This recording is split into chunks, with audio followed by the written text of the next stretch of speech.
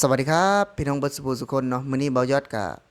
ได้ไปเห็นคลิปหนึ่งพี่น้องนั่นก็คือคลิปของเบาไซพะเลาะเนาะที่เพิ่นได้ส่งมาให้เบายอดเนาะแต่เบายอดก็เอาแต่บางส่วนขึ้นมาเนาะเพื่อให้พี่น้องได้เบิ่งกันคือจังเบายอดได้ไปเห็นในคลิปเนาะที่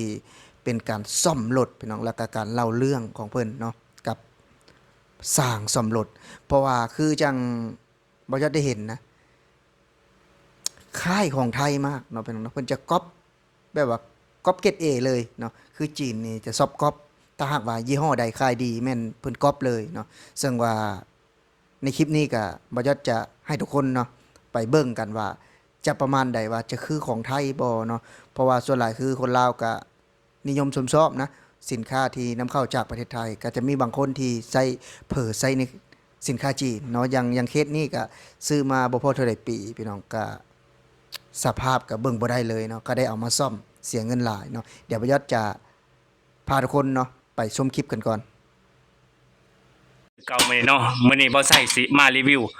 รถไถนาของจีนที่ก๊อปปี้ของจากประเทศไทยนี่คือของจีนพี่น้องเบิ่งนี่เนาะเข้าร้านซ่อมแล้วพี่น้องซื้อมาบ่ถึง3 ปีซ่อมอีกแล้วพี่น้องนี่คือรถจีนพี่น้องก๊อปปี้จากประเทศไทยนี่มาถามสร้างเพิ่นเนาะสบายดี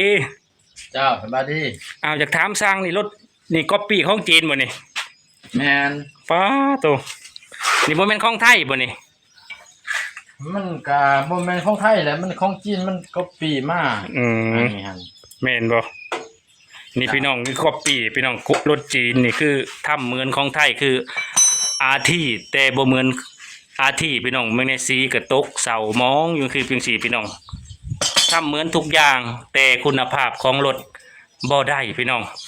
นี่คืออยู่ร้านสร้างเพิ่นซ่อมกำลังซ่อมตอนนี้เนาะคือ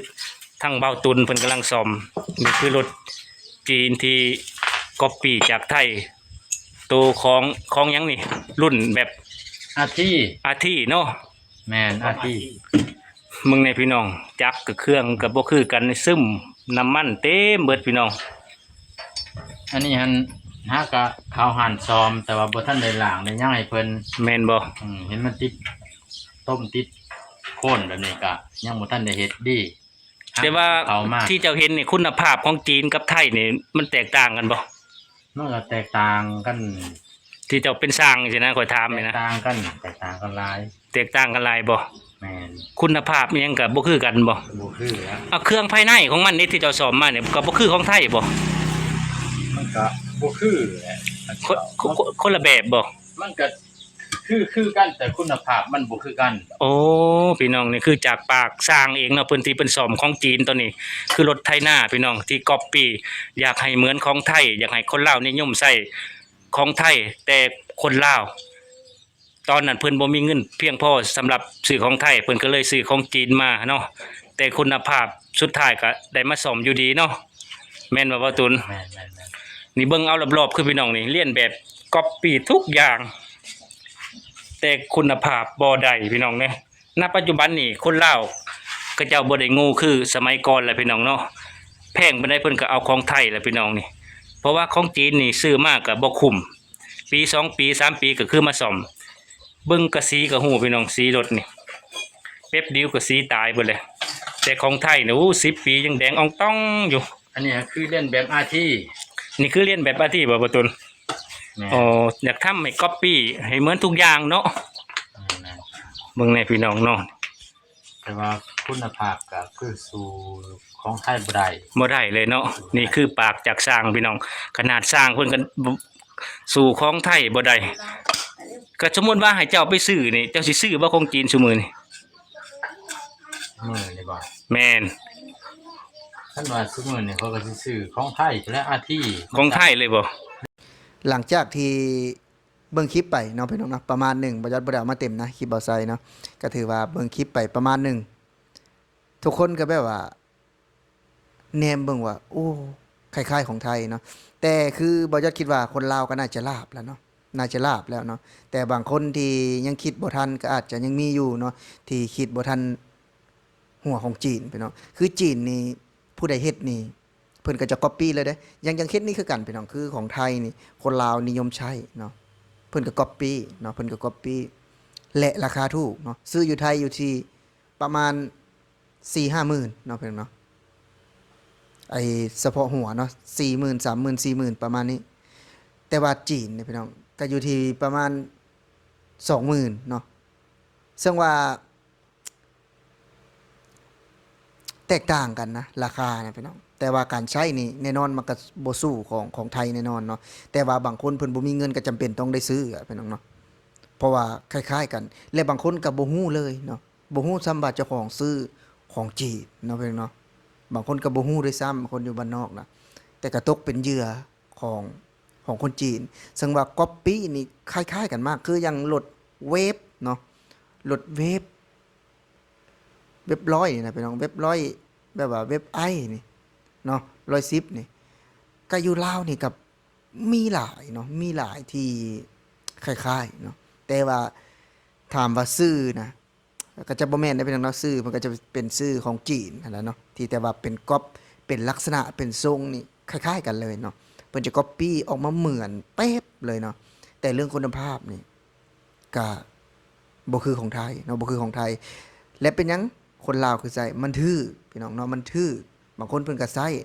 แต่ส่วนใหญ่ก็คือจะใช้ของไทยนั่นแหละเนาะของไทยนี่อยู่ได้ดนนะพี่น้องที่แบบว่าสินค้าที่นำเข้าจากประเทศไทยบ่ว่าจะเป็นรถไถนาเนาะที่นำเข้าจากประเทศไทยถึงแม้จะบ่แม่นของคนไทยโดยตรงนะเนาะแต่ว่านำเข้าจากประเทศไทยคือคนลาวนี่มักเนาะหรือว่าใช้แล้วก็ใช้ดีอันนี้บ่แม่นว่าบ่ยศเว้าแบบว่าเอ้ยชื่นชมไทยแล้วเว้าคือคนลาวนี่เพิ่นใช้เนาะเพิ่นใช้ของไทยนี่มารถไถก็ประมาณ30กว่าปีแล้วเนาะที่ใช้รถไถอีแตนนี่นะไถนาพี่น้องเนาะถือว่าบ่ยศได้เห็นนะบ่ยศได้สัมผัสก็เป็นเรื่องเล่าวจริงๆแต่คือของจีนนี่ก็มีเนาะเพิ่นเนาะก็มีหลายเนาะตัวดีแต่ว่าเพิ่นจะฮู้ว่าคนลาวนี่จะบ่สามารถที่จะซื้อของจีนนะพี่น้องสมมุติว่ารถที่เป็นของจีนของดีนะเพิ่นก็จะบ่ได้เอามาขายเนาะเพิ่นบ่ได้เอามาขายแน่นอนในลาวเพิ่นจะก๊อปเพราะว่าคนลาวบ่มีเงินเนาะเพิ่นก็จะมองว่าแบบนั้นและสิ่งที่บ่ยศได้เห็นเนาะก็สงสารล่ะพี่น้องเนาะสงสารคนที่ลงกลเนาะจีนเฒ่าพวกนี้ลงกลที่แบบว่าไปซื้อเนาะของที่บ่ได้คุณภาพเนาะของที่แบบว่าเกรดต่ำๆนะพี่น้องเนาะคือจังก๊อปปี้สิ่งใดที่คนไทยเนาะเฮ็ดมาดีเนาะคนลาวเพราะว่าจีนจะไปตั้งแบบว่าบริษัทอยู่ลาวนี่หรือว่าขายรถอยู่ลาวในหลายนะเพิ่นเนาะบริษัทจีนนะจะหลายเพิ่นก็จะฮู้ว่าคนลาวมักแนวนี้เด้ประมาณนี้เนาะเพิ่นก็จะก๊อปปี้ทันทีเลยก๊อปปี้ทันทีเพื่อให้คนลาวนั้นซื้อเนาะแล้วก็แถมราคาถูกเครื่องต่อเครื่องอีกเนาะนี่คือแนวคิดของเพิ่นนะของแนวคิดของพวกจีนเทานี่พี่น้องคือก๊อปปี้รถไถคูโบต้าที่บ่ไซได้ถ่ายให้เบิ่งหั่นพี่น้องนั่นก็เป็นอีก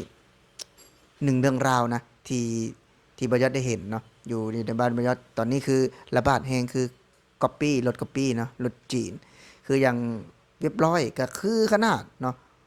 110ก็คือขนาดเวลาก๊อปปี้ที่นำรถ Honda นะพี่น้องที่นำเข้าจากประเทศไทยนี่เพื่อก๊อปปี้คือขนาดเนาะก็สำหรับคลิปนี้เนาะบ่ยอดก็สิเว้าประมาณนี้พี่น้องสำหรับผู้ใดที่เข้ามาเบิ่งแล้วก็อย่าลืมฝากกดแชร์กดไลค์กดติดตามเพื่อเป็นกำลังใจให้บ่ยอดพี่น้องแรงงานลาว Channel เนาะสำหรับมื้อนี้บ่ยอดสิขอลาพี่และน้องไปก่อน